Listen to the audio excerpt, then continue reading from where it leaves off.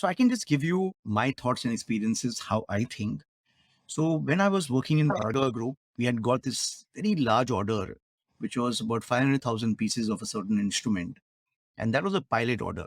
That pilot order, if we supplied it well, they could have given us an order of 5 million pieces a month. And just producing those 500,000 pieces was impossible for us. So producing 5 million a month was just going to be absolutely crazy to imagine.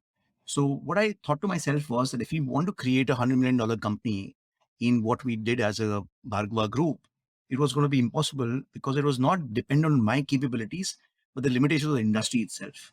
There is a handicraft kind of industry where it requires people to create the instruments. Sometimes some artisans don't teach the art to the next guy other than only their children.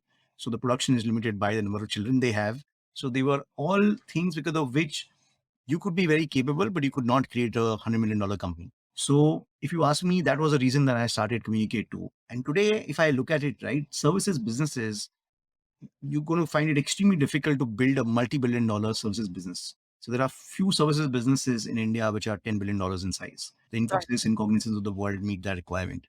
But 95% of services businesses, they get stuck at $100 million, $200 million kind of size. Product businesses can become really large, right? If you take a Microsoft today, it's $2 trillion. If you take some of these companies, they are $2,000 billion companies, right?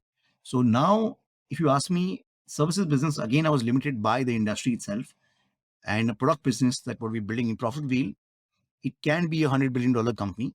If it fails to be $100 billion company, I know it is because of lack of my capability, not the capability or the size of the industry.